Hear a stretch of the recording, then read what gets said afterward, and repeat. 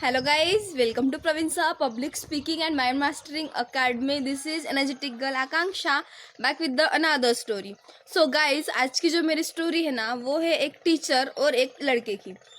तो बारिश का मौसम था तो स्कूल में क्लास चल रही थी। बारिश हो रही थी और स्कूल में क्लास चल रही थी।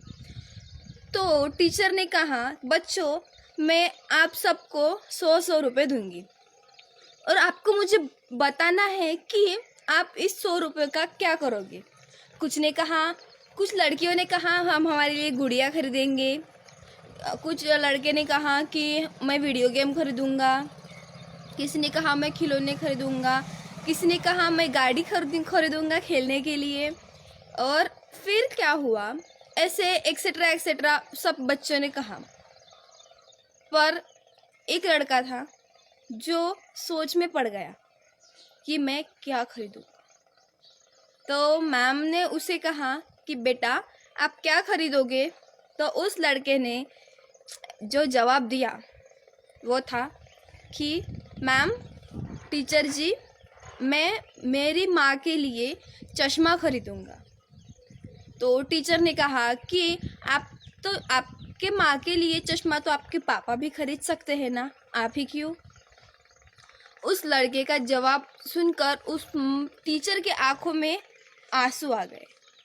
उसने कहा, टीचर जी मेरे पापा नहीं हैं और मेरी माँ सिलाई बुनाई कर वो कपड़े सिलाती है और मुझे स्कूल में भेजती है। उसे मुझे बड़ा आदमी बनाना है, पर मेरी माँ की नज़र से बहुत कम दिखाई देता है, इसलिए वो अच्छी तरीके से कपड़े नहीं सिल पाती। ये बातें सुनकर मैम के यानी कि टीचर के आंखों में आंसू आ गए।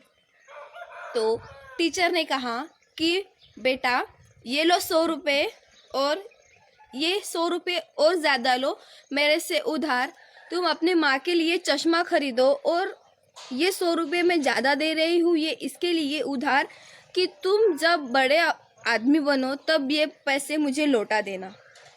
तो फिर ऐसे ही दिन बीतते गए।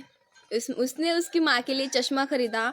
उसने बहुत स्ट्रगल किया, बहुत मेहनत की, अच्छे से पढ़ाई की और उसने बहुत ही कष्ट सहन किए, बहुत ही मेहनत की।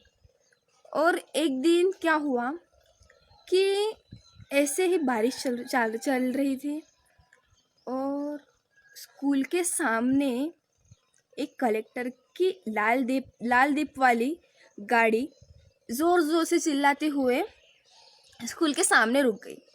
और फिर क्या हुआ कि सारा टीचर स्टाफ स्तब्ध हो गया था। जो टीचर स्टाफ था वो देखता ही रह गया कि हमारे स्कूल में कलेक्टर आया है, ऐसा क्या हुआ होगा, हमारे स्कूल में कलेक्टर आया है।